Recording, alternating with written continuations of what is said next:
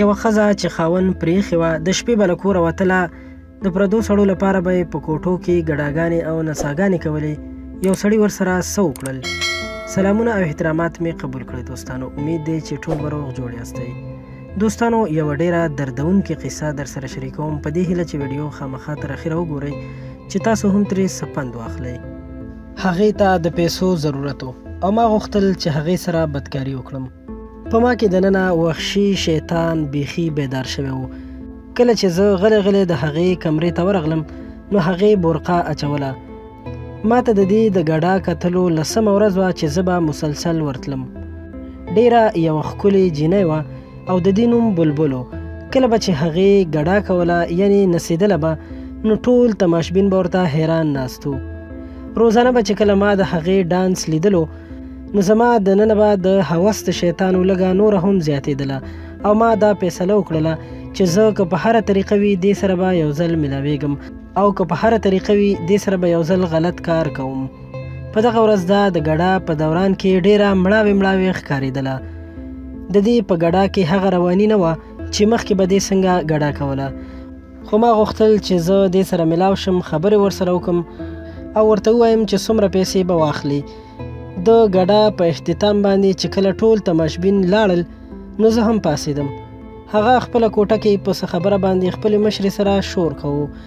زه دروازې ته لږ نږدې ورغلم نو ما واورېدل چې هغه ژاړي او د لږو نورو پیسو مطالبه کوي، خو د هغې مشرې هغې ته ستغې سپورې خبرې کولې او په آخره کې هغې بلبل یعنې دغې جینۍ ته وویل چې په راروانه ورځ به درته پیسې درکړم. اوس پیسې دومره نه دي شوي، خو بلبل ته د پیسو ډیر زیات ضرورت و. چې ما دا خبره واورېده نو زما په زړه کې یوه خوشحالي خوره شوه او په مخ باندې مې یو شیطاني موسکا هم خوره شوه. ما وویل چې اوس به زه د پیسو په بدل کې دې سره هر څه وکړم. زه چې کله د هغې خواته ورنږدې شوم نو د هغې مخ بل اړخ ته و. هغې بورقه اچوله. زه چې کله نږدې ورغلم او ما ورته غږ وکړ نو هغې زما اړخ ته وکتل، خو د هغې سترګې د اوښکو نه ډکې وې او د یو سپینې واورې په شانتې سپینې ښکارېدلې او داسې ښکارېدلې لکه له هغې نه چې ټوله وینه وتلې وي. د دې دا حالت مې چې ولیدو نو په ما باندې سر وګرځېدو او د دې نه مې پوښتنه وکړه چې څه شوي او ولې ژاړې. هغې زما اړخ ته وکتل، لږه خاموشه شوه او بیا یې دوباره په مات غږ باندې وویل مور مې مړه شوه. ما ورته وویل چې څه؟ زه د هغې په دې خبره باندې پوه نه شوم. نو هغې راته بیا دوباره په همدغسې مات اواز باندې وویل چې نن زما مور مړه شوه. هغې چې دا خبره وکړه نو داسې شوه لکه زما خولې ته چې تاله لګېدلې وي او زما شیطاني هوس د څه پوره کولو لپاره چې زه راغلی وم هغه هوس زما نه بیخي ووتو. ما ورته په غوسه او حیرانتیا سره وویل چې ته دلته څه کوې؟ هغې راته وویل چې د کفن او دفن پیسې نه وې نو د دې لپاره زه راغلم، نڅا مې وکړه او ډانس مې وکړو، خو کله چې زما مشرې راته وویل چې پیسې نشته او نن تماشبین کم راغلي وو نو د دې لپاره زه تا ته ډېرې پیسې نشم درکولی او دا یې هم وویل چې کوم خلک د ستا د نڅا کتو لپاره راغلي وو نو مخکې به یې چې څنګه پیسې شیندلې نن یې هغسې پیسې هم ونه شیندلې او راته وویل چې ته چېرته خیریه بنسټ ته ووایه چې ستا د مور د کفن دفن انتظام وکړي. بس همدغه خبرې وکړې. بورقه یې واچوله او هغه د خپلې کوټې نه بهر راووته. زه هم د هغې شاته را روان وم. ما ورته وویل چې زه به ستا د مور د کفن دفن بندوبست وکړم. هغې ما ته یو څو لمحې په ډېر شکمن نظر سره وکتل او بیا په خوشحالۍ زما سره کېناسته. کله مو چې گاډی راوویستو نو ما د هغې نه د هغې د کور پوښتنه وکړه. هغې چې کوم ځای یاد کړو دغه ځای زما دپاره نوی نه و. زه څو ځله په دغه علاقه باندې تلی راغلی وم. ما چې کله گاډی د دوی د کلي خواته ورتاو کړو نو دوی په ټوله لاره په خاموشۍ سره ژړل، خو ما سره بغیر د دې چې دې ته تسلي ورکړم نور هیڅ الفاظ هم نه وو. په لږ ساعت کې موږ د بلبل کور ته ورسېدو. د دوی یو وړوکی غوندې کور و چې یوه کمره او لږ پکې میدان یعنې صحن و. په دغې کور کې د یوې ونې نه لاندې د دې د مور مړی په یو کټ کې پروت و چې ورسره دوه بوډۍ ښځې ناستې وې. کله چې زه او بلبل د بلبل کور ته داخل شو نو ما ولیدل چې یو د 8 میاشتو ډېر ښکلی ماشوم د دغه بوډۍ په غېږ کې دی او لوبې کوي. نیمه شپه وه چې موږ کله کور ته داخل شو.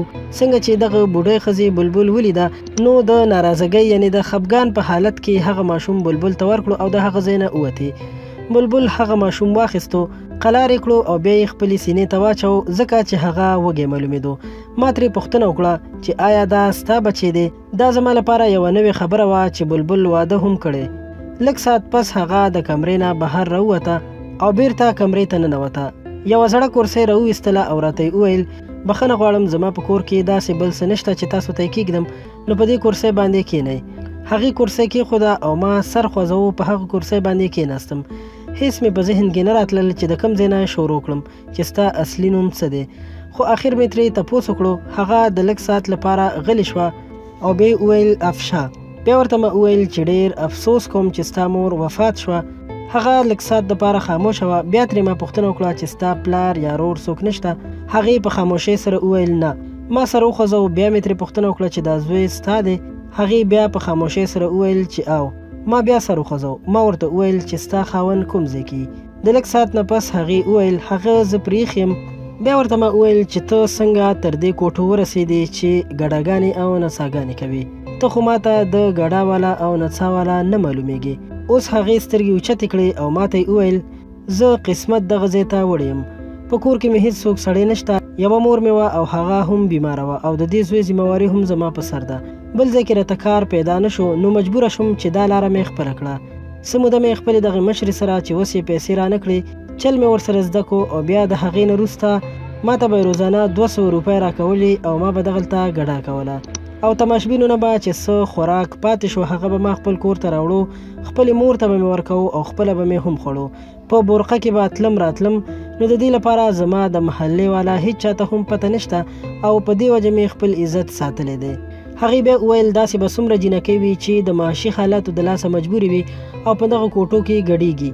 شاید تاسو ته پته نه وي چې هغه به څومره مجبوره وي او دغه ځای ته به رسېدلې وي او ګډېږي به. هیڅ یوه جینۍ د خپلې خوشحالۍ نه دا هر څه نه کوي چې خپل عزت نیلام کړي. خو دا خبره ده چې کومې جینکۍ یو ځل په دې دلدل کې پرېوځي نو بیا هغوی ته وتل د دې نه ډېر مشکل دي ځکه چې بیا همیشه لپاره په دې سمندر کې ډوبې شي. بلبل چې خپل نوم یې افشا و دا هر څه ویل او د هغې په لهجه کې د بېوسۍ او بېچارګۍ یو درد پروت و او داسې ښکارېده لکه هغه چې په خپلو ګناهونو باندې ډېره پښیمانه وي. ما د څه ساعت لپاره د هغې مخ ته کتل. بیا مې د خپلې بټوې نه څه پیسې راویستې او هغې ته مې ورکړې. ورته مې وویل چې په دې باندې دې د خپلې مور کفن دفن وکړه او د ماشوم لپاره پرې د خوراک څه راوړه او د کور لپاره پرې هم اوړه چیني او نور د خوراک سامان واچوه. هغې چې دا دومره پیسې په یو ځل ولیدې نو ډېر حیرانه شوه. ما ورته وویل چې څه وشو؟ هغې وویل چې تا ماته دومره پیسې راکړې زه به د دومره پیسو په بدل کې تا سره څه کوم؟ هغې په یره یره باندې دا پوښتنه وکړه. هغې شاید دا سوچ کوو چې د دې پیسو په بدل کې به دا سړی زما د جسم غل وي او ما سره به هر څه وکړي. هغې بیا پوښتنه وکړه چې زه به د دې پیسو په بدل کې څومره وخت تا سره یم. کله چې ما دا خبره واورېده نو د خپل ځان نه مې نفرت وشو او غوښتل مې چې ځمکه وشکېږي او زه پکې ننوځم. ما ته هغه وخت احساس وشو چې زه دومره ذلیله شوی یم او زما کردار دومره ښکته شوی دی چې بیخي اخري حد ته رسېدلی دی ځکه چې ما د یو غریبې جینۍ مدد کو او هغې ته دا هر څه هم یو ډیل ښکارېدل ځکه چې کېدای شي کوم ځای نه چې زه راوچت شوی وم یعنې دغه د ګډاګانو ځایونو ته به تلم نو دغلته جینکو ته دا تصور کېدو چې دا خلک هسې چاته پیسې نه ورکوي ضرور د پیسو په بدل کې څه ناڅه خلکو سره کوي. ما په لړزېدلي اواز کې جواب ورکو ته به هېڅ هم نه کوې او نه به ته مجرې یعنې ګډاګانو ته ځې.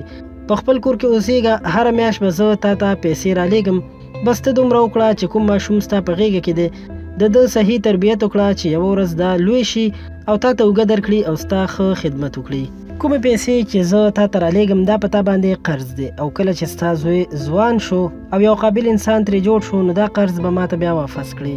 افشا حیرانه شوه او ودرېده. ما ته یې کتل چې د کوم انسان په مخ کې دا اوس ګډېدلې او راغلې ده هغه انسان داسې خبرې کوي. هغه یو ځل بیا په ژړا شوه خو زه هلته پاتې نه شوم او راووتم. ما د هغې د کور نښه پته واخیسته او واده مې وکړه چې زه به دې ته هره میاشت پیسې رالیږم. ما په ټوله لار باندې دا سوچ کوو چې ما ته ستا نه هېڅ هم نه دي پکار خو تا چې ما ته څه راکړل نو د دې احسان به زه ټول عمر خلاص نه کړم. ما کې دننه چې کوم شیطان راویښ شوی و هغه تا په خپلو خبرو باندې مړ کو. تا بیا زما نه انسان جوړ کو. ستا د دې خبرو نه وروسته ما له دې کارونو نه توبه وکړه او د الله تعالی په دربار کې مې د خپلو ګناهونو معافي وغوښته. ما به هره میاشت په یاد سره بلبل یعنې افشا ته د هغې پیسې ورلېږلې. څو ځله مې زړه وکړو چې زه افشا سره یو ځل بیا میلاو شم چې زه د دومره ګناهونو او بدکاریو نه راوویستم خو هر ځل به راته د شرمندګۍ احساس کېدو چې زه به دې سره څنګه سترګې لګوم ځکه چې زه خو د خپل شیطاني هوس پوره کولو لپاره دې ته ورغلی وم. وختونه تیریدل، میاشتې تیرې شوې او کلونه هم تیر شول، خو ما افشا هیڅکله هیره نه کړه. هغه هم زما په شانتې بوډه شوې وه او د دې زوی ځوان شوی و. ما سوچ کوو چې د افشا زوی به اوس څنګه وي، هغه به ځوان شوی وي، پته نشته چې د خپلې مور خدمت به کوي او که نه. زما بچي هم ځوانان شوي وو. د ژوند سختې نرمې تېرېدلې. یوه ورځ چې ماښام کې زه په خپل کور کې موجود وم، نو زما نوکر راغی او ما ته یې وویل چې یو بوډۍ ښځه او یو ځوان هلک تا ته میلاوېدو ته راغلي دي، خو معلومه نه ده چې هغوی څوک دي. نوکر راته وویل چې په لومړي ځل زه دغه بوډۍ ښځه او دغه هلک وینم، مخکې ما نه ولیدلي. ما ورته وویل چې کور ته یې راوله او هغه کمره کې کېنوه، زه درځم. ما هم سوچ کوو چې معلومه نه ده دا به څوک وي. کله چې زه راپاڅېدم او د دوی خواته راغلم، نو ومې لیده چې په سپین څادر کې یوه ښځه چې ځان یې ټول پټ کړی دی او یو زړه شانتې ډایري یعنې کتابچه په لاس کې نیولې ده، او د دې سره یو ځای یو ښکلی او ښایسته ځوان هلک ولاړ دی. دا هلک ما پیژندو چې دا زموږ د علاقې نوی DSP یعنې د پولیسو مشر دی.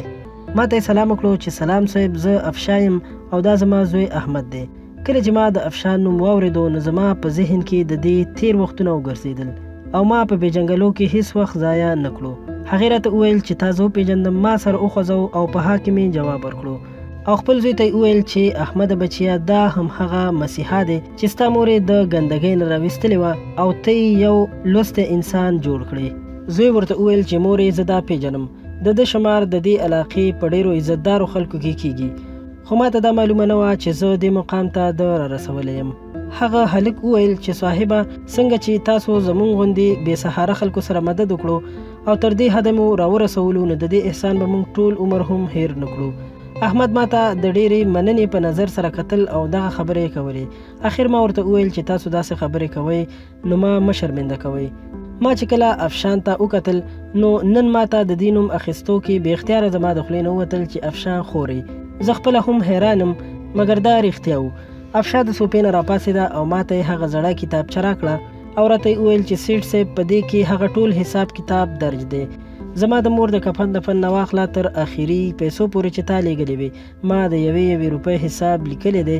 ستا پیسې مې د امانت په طور استعمال کړي دي او خپل زوی نه مې یو قابل انسان جوړ کړی دی. تاسو ما ته 2 کاله مخکې ویلي وو چې دا پیسې په تاسو قرض دی او دا به هله واپس کوي چې کله ستا زوی یو قابل انسان جوړ شي. د لږ ساعت خاموش پاتې کېدو نه وروسته بیا افشان وویل، صاحب، ما ته هغه وخت یاد دی، زه ستاسو د احسانونو بوج هیڅکله هم نشم درکولی، خو کومې پیسې چې تاسو ما ته راکړي دي هغه به زما زوی خامخا تاسو ته درکوي. ما ورته وویل چې ما ته خور ویل او زه څنګه ستانه دا پیسې اخیستلی شم، نور ما مه شرمنده کوئ. ما ورته په مات غږ باندې دا الفاظ وویل او ورته مې وویل چې زه معذرت غواړم، خو هغې خپل ضد کوو او ویل یې چې نه، دا پیسې به ته خامخا اخلي. زه مجبوره شم او کومې پیسې مې چې هغې ته لیږلې وې، هغوی غوښتل چې دغه پیسې ما ته بیرته واپس کړي. بیا هغوی ما ته د خپل نوي کور پته راکړه. ایرم چې د ده ښځه وه، وایي چې ما خپلې ښځې ته وویل چې نن مو یو چا سره لیدو ته ورولم. ښځې مې وویل چا کره ځې او د څه په سلسله کې ورځې. زما ښځې بې شماره سوالونه شروع کړل. ما ورته وویل چې ما د خپلې لور لپاره یو هلک خوښ کړی دی او غواړم چې د هغه سره ملاو شو. ما په مختصر الفاظو کې هر څه بیان کړل او پر روانه ورځ زه د خپلې ښځې سره د افشا کور ته ورغلو. مونږ چې کله افشا ولیدو، هغه ډېره زیاته خوشحاله شوه او په دې طریقه زما د لور رشته د افشان زوی سره وشوه. هغه رشته چې د یو نڅاګرې او د جسم خرڅونکې ښځې نه شروع شوې وه، په یو ډېره مهذبه او پاکه رشته باندې سر ته ورسېده. دوستانو، دا رښتیا دي چې هر انسان ته خدای پاک د ښه ژوند ورکولو یو موقع په لاس ورکوي.